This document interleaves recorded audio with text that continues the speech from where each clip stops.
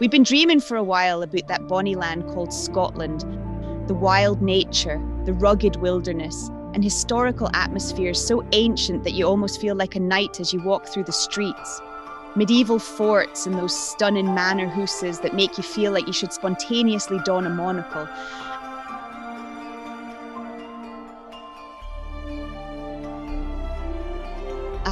And those gorse bushes, bright yellow and beautifully scattered across the moors, as if the sun had left a piece of itself behind.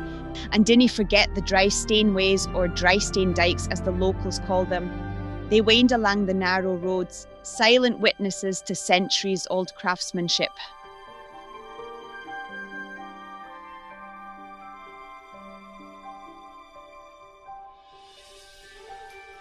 So the plans were made, accommodations arranged, and with a bike loaded with luggage, and a hefty dose of enthusiasm.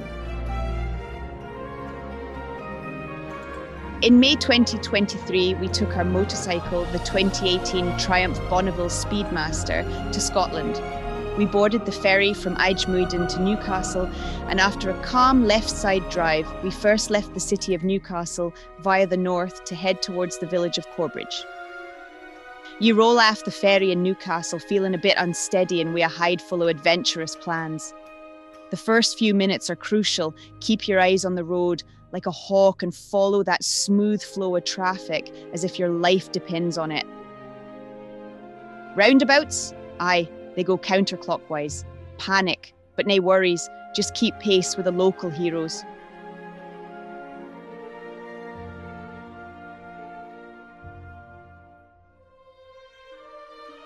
As a motorcyclist, you're naturally a bit of a masochist, so you immediately choose the English and Scottish back roads.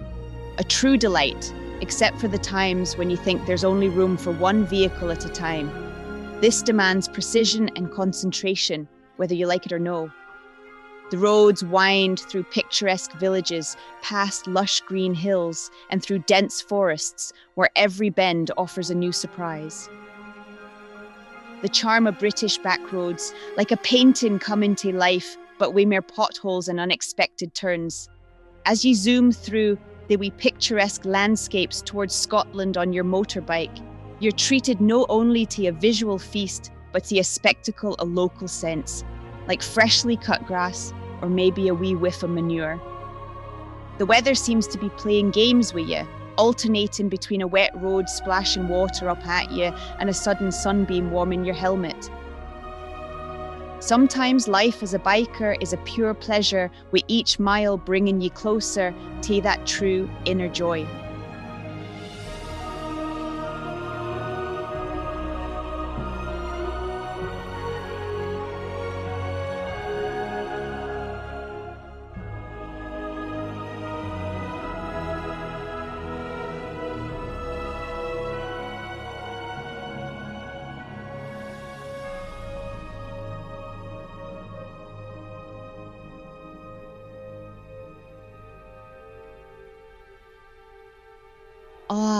The quality of the road surface. In urban areas and on main roads, it's generally excellent, like a billiard table. But those charming wee back roads, that's a different story. Bumpy sections, loose gravel, and the notorious potholes. Holes so deep you can almost see Australia.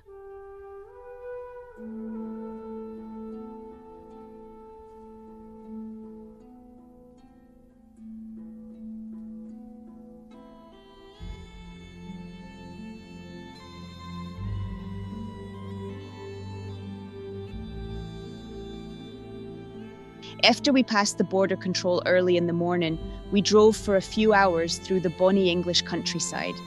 The road led us along picturesque routes towards Corbridge. We rode on, seeking the unknown, guided by the compass of our hearts, or more accurately, the GPS of our tom-tom, but that disney sound quite as romantic, does it? After several dozen kilometres, or miles if you prefer, we reached the lovely village of Corbridge. There, we enjoyed a delightful lunch at the Watling Coffee House. Corbridge, my friends, is a village that steals your heart and fills your belly. This picturesque place lies on the banks of the River Tyne and is like a time capsule that takes you back to bygone days. Enjoy a pint in an ancient pub and savour the local delicacies. After a lovely lunch, we continued towards Hadrian's Wall. Because ne trip to this region is complete without a visit to Hadrian's Wall. It was a border, a fortification, and probably a great way to keep your neighbours out.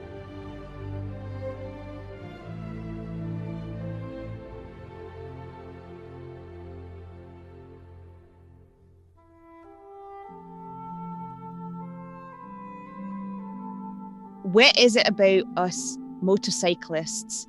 You might see it as a club of modern knights on their steel steeds. Aye, always in search of freedom and adventure, we breathe in the scent of asphalt, oil, and a wee bit of car exhaust, feeling the wind against our clothes or faces, even though our helmets keep us safe. Motorcycling isn't just a hobby, it's a way of life. As we glide through the curves like true acrobats, we leave all the stress of daily life behind. Who needs therapy when you can tear through the landscape on two wheels? Every ride is a new journey of discovery where we surrender both mentally and physically. Whether it rains or the sun shines, we embrace each season as if it were made just for us. And then there's that iconic hand gesture. A raised hand from a fellow biker is like a secret handshake among a select few. A silent promise of mutual respect and a safe journey. It's more than just politeness. It's a gesture that says, I see ye, I understand ye, and we share this passion. Motorcyclists are really just folk on two wheels. They are the modern nomads, the explorers of today, driven by an insatiable hunger for adventure and a deeper connection with the world. Every ride, every road, is a new chance to find and celebrate that freedom. And when we're no on the road, we're probably already dreaming of our next ride. After a wonderful first day of riding in England, we arrived at our first overnight location, ending the day at your accommodation in Stannersburn at the Pheasant Inn. A delightful cold beer awaited us upon arrival, followed by a cosy dinner and evening with English guests. The Pheasant Inn in Stannersburn is a charming, family-run country inn nestled in the bonny Northumberland countryside near Kielder Water. After a good night's sleep and a delicious breakfast, we picked up the motorcycle and started the day with a 360-kilometre journey to the next location.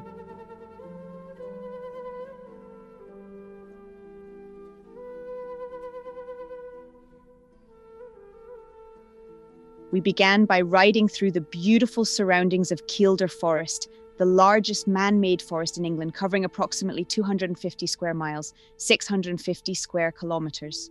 It is located in Northumberland in the north of England near the border with Scotland.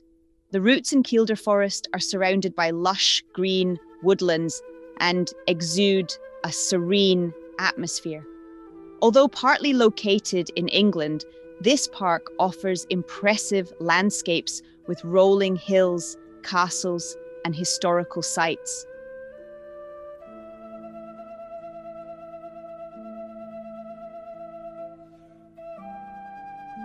On the 10th of May, we left the idyllic Stannersburn, ready for the ride to Hotel Cambus O'May in Ballater, a modest 320 kilometres, or for the purists, 199 miles, a distance we thought we'd cover with ease, or so we thought.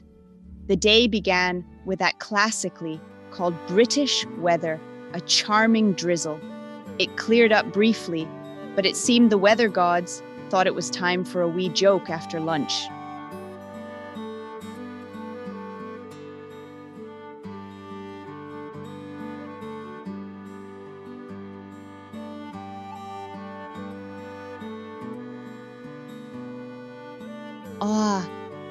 And let's no forget the flock of sheep that decides to have lunch right in the middle of the road.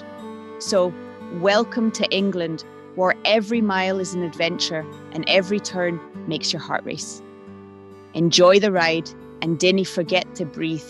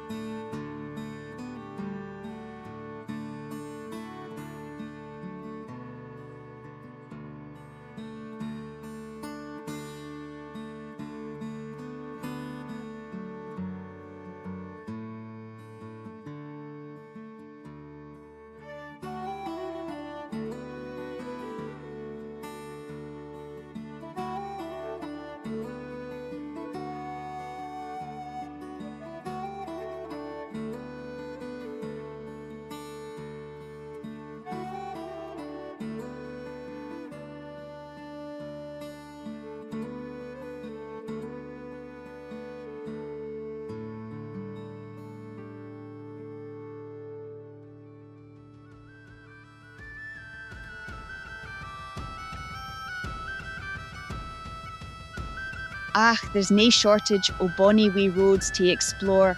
Absolute heaven for his motorbike daft folk. You cannae beat a guide, easy-going ride, wind in your face, heading Owen towards Auld Reekie, Edinburgh, if you're fancy. We took the ring road and crossed over the Queensferry crossing, but afore that, it was high time for a wee pit stop at Scots Pine Restaurant in Edelston. Smashing wee place, warm, cosy, and the kind of food that fair hugs your belly. As we stepped out, the sky was starting to look a wee bit moody, so we did what ony sensible Scot would do.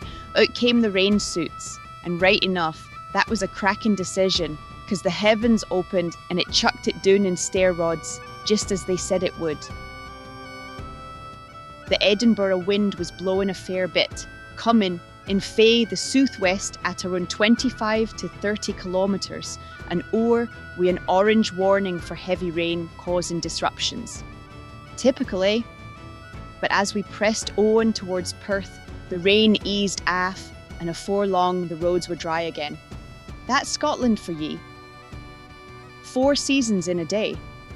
Soon as we leave Perth ahint us, we weave our way up the old military road, a route that twists and turns like a faux dodal blower stumbling hame fae a Sealith, winding through a rugged glen straight for the Grampian Mountains. A biker's paradise, whether you're keen to sharpen your cornering or just let the throttle breathe and enjoy the ride. Up here in the Highlands of Scotland shows aff in all its glory.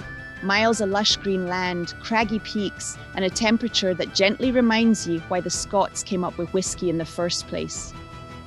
Aye, it's a wee bit nippy, but dinna fash yoursel. That's just a perfect excuse to dive into the nearest pub and warm up with a steaming cup of tea, or something a wee bit stiffer if your bladder's up to the challenge.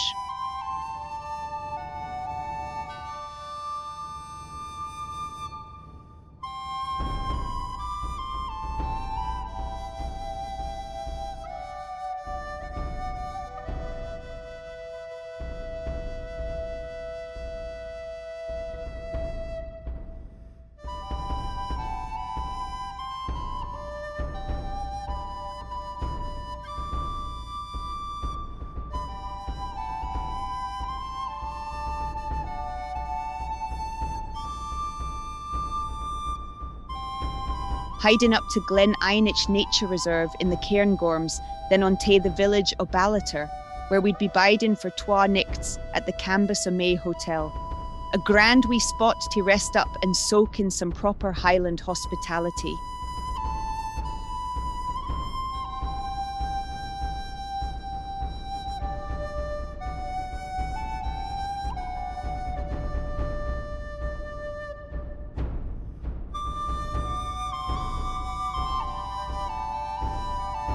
The lovely Cambus o' May Hotel, located near Ballater in Aberdeenshire, Scotland, is known for its warm and welcoming atmosphere, reminiscent of the beloved British sitcom Fawlty Towers.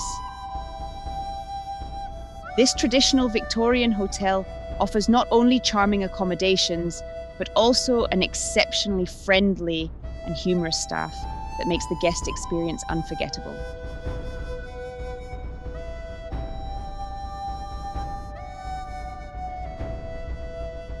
The next morning, we set off on what you might call a wee local run, just a mere 190 kilometres, or about 118 miles, through the breathtaking Cairngorms National Park. The day kicked off with a brisk 7.7 degrees of pure, fresh Highland air, creeping up to a no too shabby 11 degrees as the day wore on. A gentle westward breeze added a bit of freshness to the ride, just enough to keep us wide awake, but not quite enough to turn us into human icicles.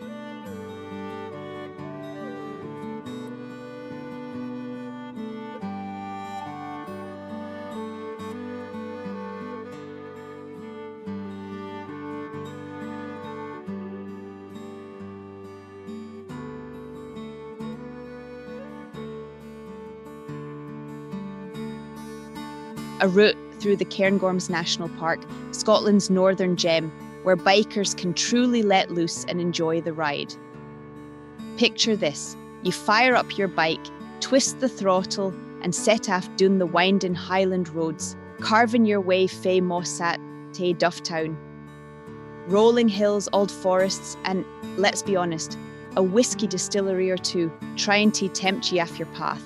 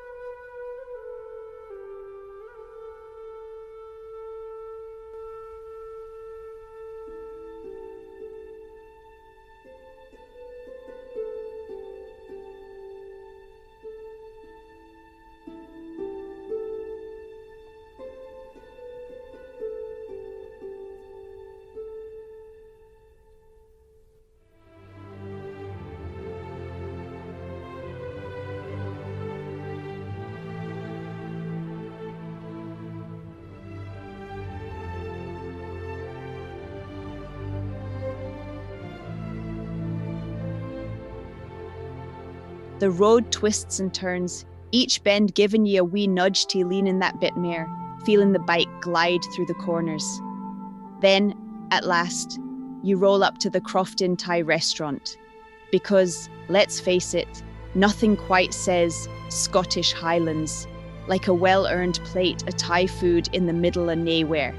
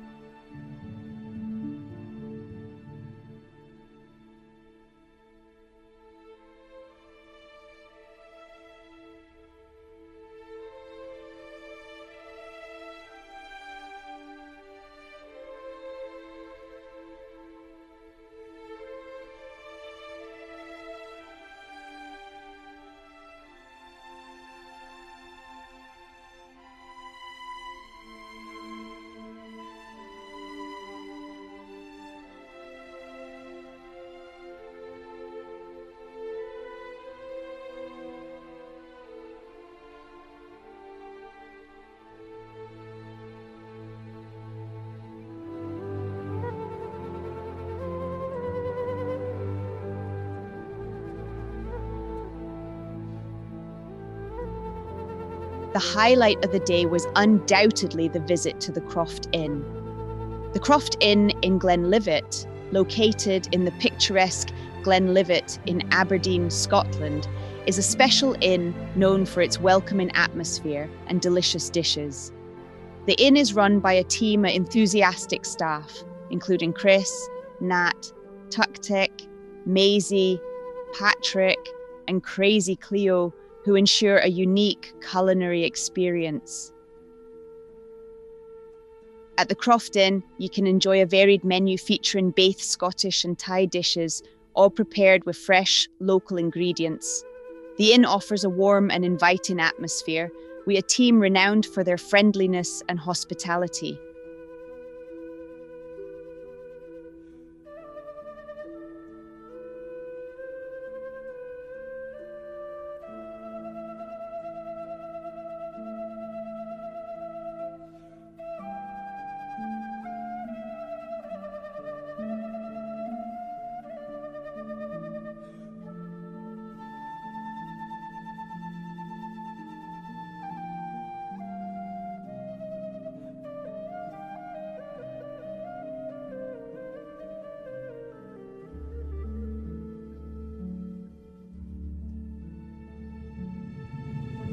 After a delightful meal and a pleasant time at the Croft Inn in Glenlivet, we stopped by the charming shop, the Whiskey Castle in Highland Market in Tomintoul on Ore, way back to the hotel.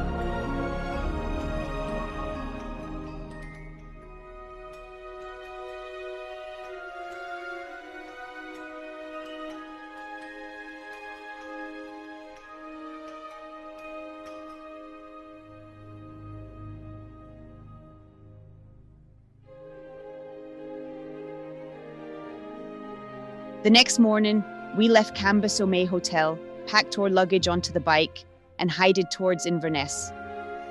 This morning kicked off on the fresh side, with temperatures hinging about 8 degrees, eventually warming up to a balmy 14, practically t-shirt weather if you're an optimist or a Scotsman.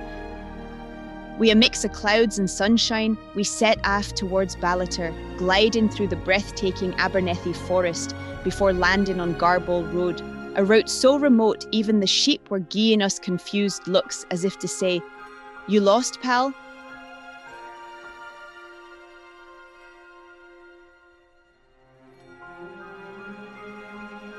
The day's route is a belter, fae Ballater through Tomintoul Tye Spybridge, a road packed with nature, history, and a guide dose of Scottish character. Twisting through the heart of the Highlands, it's the kind of ride that makes you grateful. Along the way, you'll pass with gems like Gairnshill Bridge, an 18th century military bridge that's seen more than its fair share of history. Originally built for soldiers marching on foot, it now faces a daily battle with modern motors that are just a wee bit wider than the old engineers had in mind. A fine bit of historical craftsmanship that stood the test of time.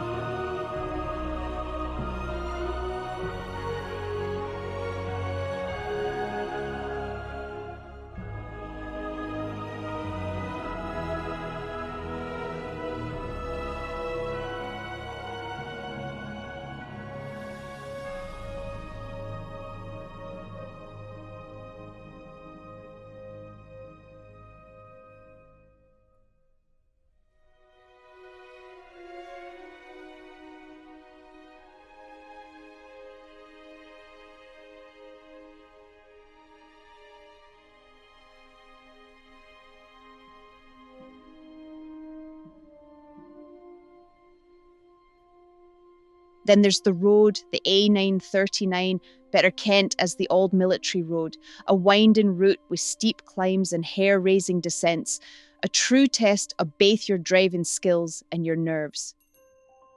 The stretch between Cockbridge and Tomintoul is especially notorious. High altitude, wild weather, and the kind of conditions that make you wonder if you should have just stayed in the pub.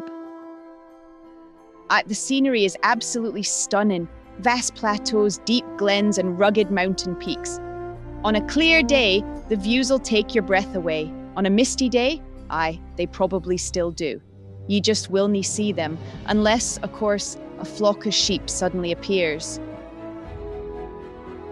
The Scots have a saying, if you don't like the weather, gie it 5 minutes.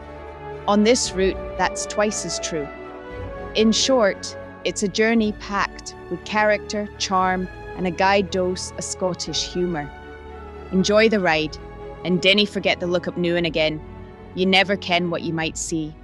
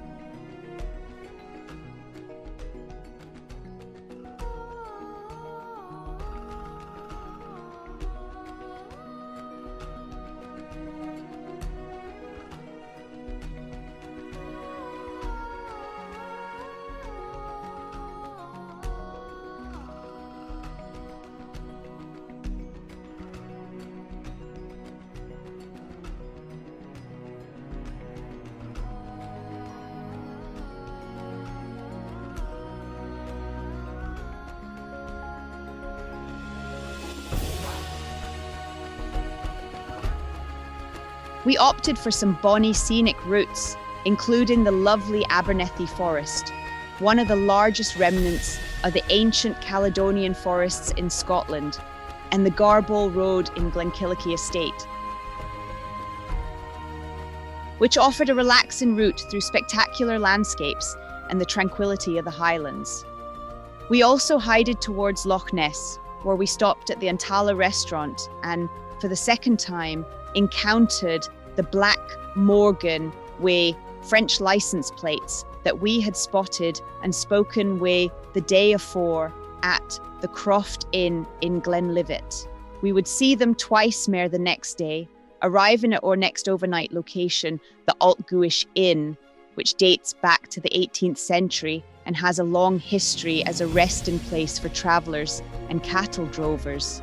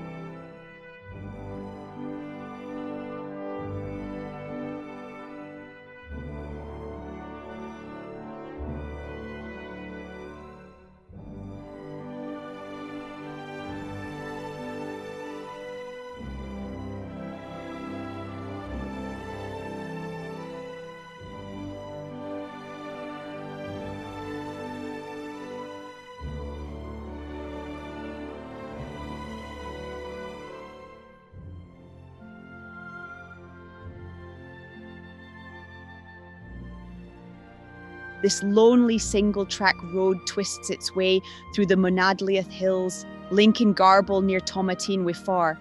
Then it was onwards to Inverness, with a quick stop at Loch Ness. Because let's be honest, nae trip to the Highlands is complete without staring at a big loch. And convincing yourself that this time,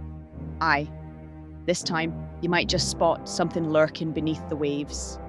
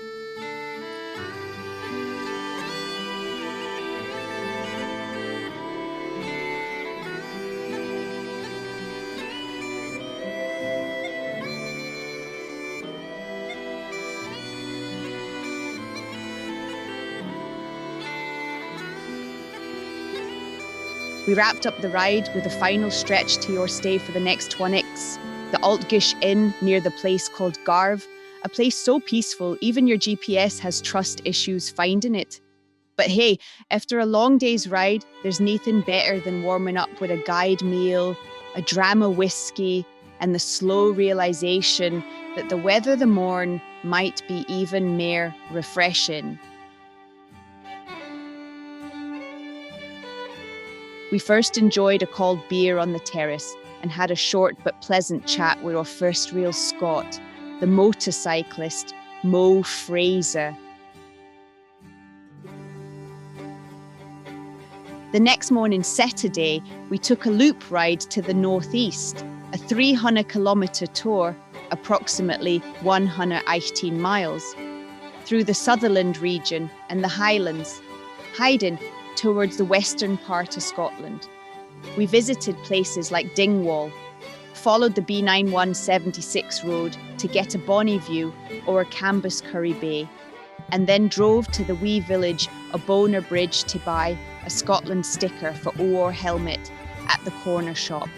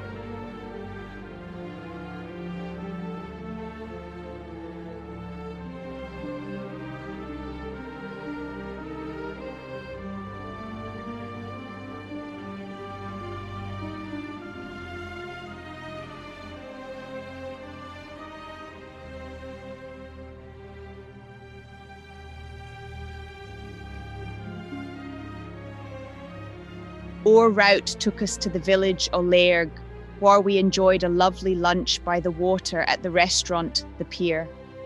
Frae the village o' Lairg, we made a wee detour to follow the A839 road towards Loch Borlin, continuing on the A837 towards Loch Assynt, with views of the historic landmark Caldahoose and Ardvrick Castle. In the coastal village of Lochinver, we had our lunch stop for a Scottish pie at Lochinver Larder. After lunch, we encountered the Black Morgan with French licence plates for the 4th time.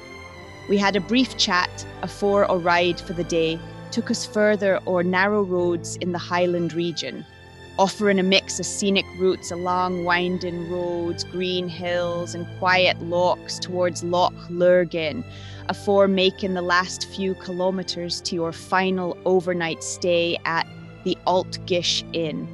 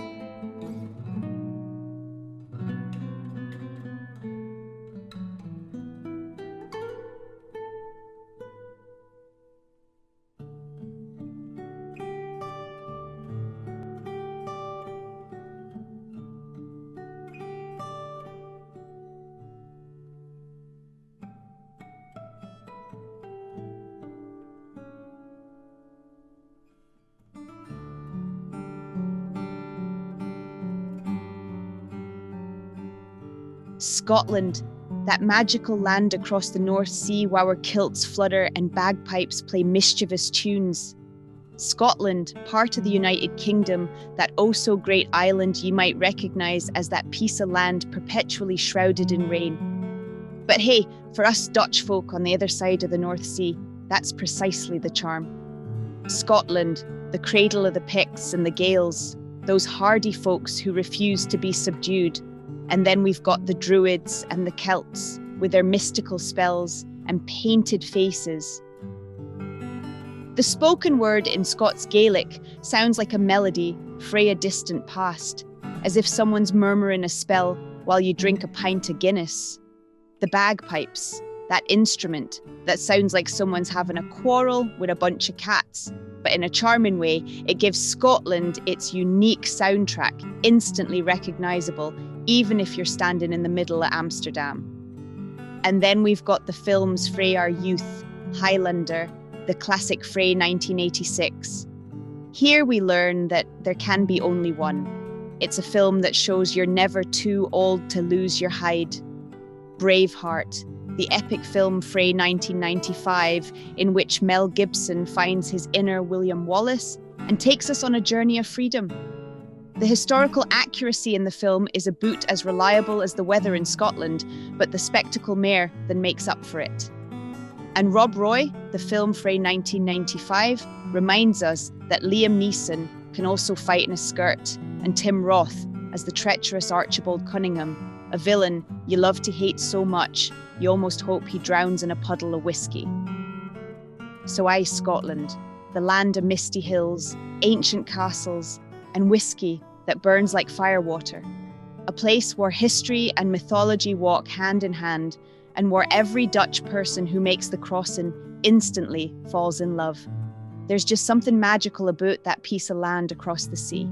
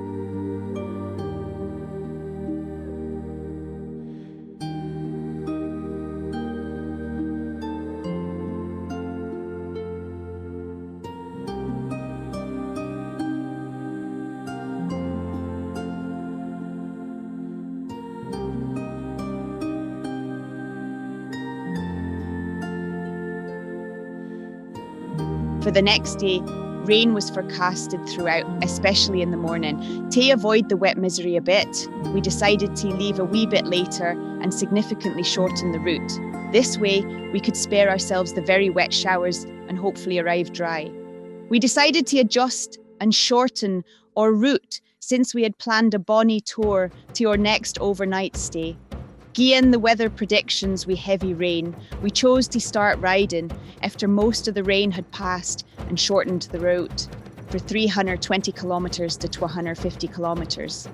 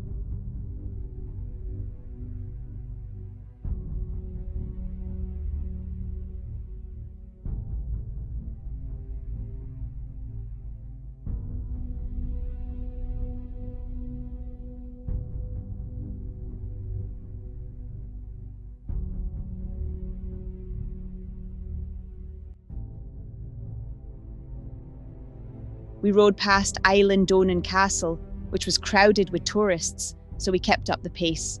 In the coastal village at Invershiel, we took a nice photo of a boat lying on the dry part of Loch Duich. We stopped for lunch at Glenmoriston at the restaurant the Cluanie Inn, which serves delicious Indian dishes, and even saw deer casually strolling by the window.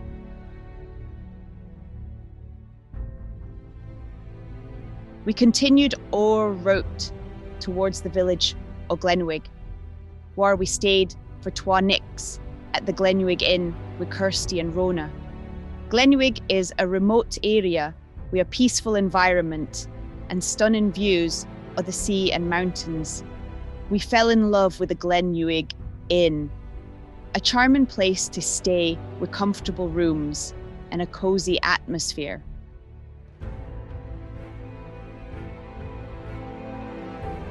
On Monday, we had planned a motorbike ride, but unfortunately, I developed a slight wrist inflammation. After consulting my physiotherapist in the Netherlands, it was advised to give my wrist a day's rest. Thanks to the owner of the Glenwig Inn, we still had a bonny and enjoyable day. We visited the Smirrisary coast by car and walked towards Smirrisary Beach. How wonderful Scotland can be when you explore it on foot. Early Tuesday morning, our glorious return journey was on the agenda. But first, we took a glance at the Glenfinnan Viaduct. You ken, that thing for the Harry Potter movie. Since it was so commercial and touristy that even the air had a price tag, we quickly restarted the bike and made a brief visit to the St. Mary and St. Finnan Church. Our route would take us through winding roads to the Corran Ferry, but the Corran Ferry decided to take a day off, and this was, of course, no indicated anywhere. So we were gifted with an extra 60 kilometres and an additional hour of travel time.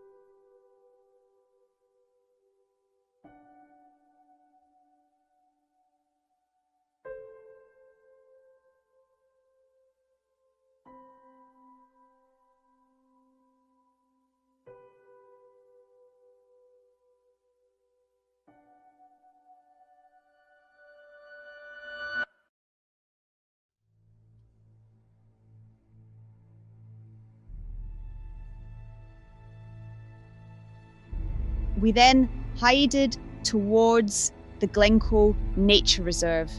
Glencoe is known for its dramatic, rugged landscapes and roads so winding that you feel like you're in an episode of Top Gear. It was quite busy with camper vans driving in convoy as if they were in the Tour de France.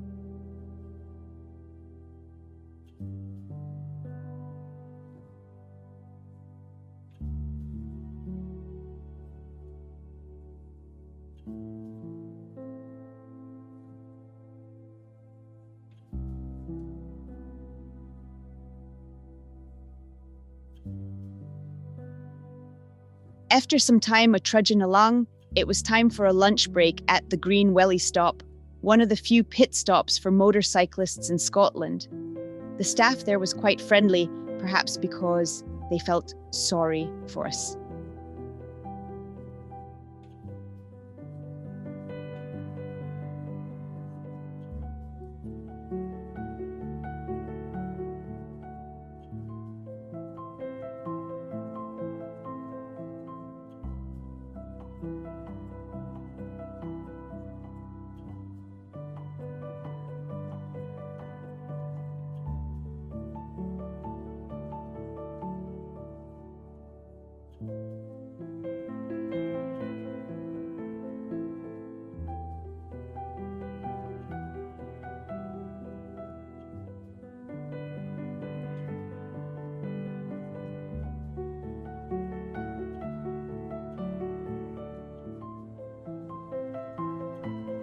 After refueling, our route took us to our next overnight stay at B&B Drum Farm.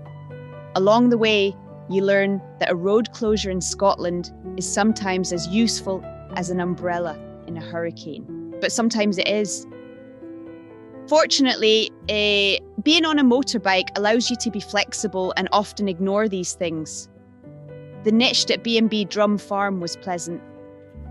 For dinner, we went to the nearby village of Denny, where the locals behaved so typically that it felt like we were in a sitcom. On Wednesday morning, we left early to race down the highway to Newcastle upon Tyne. The goal, to be on time at the ferry terminal for the crossing. And so our adventure in Scotland ended with a predictable but well-deserved ride home.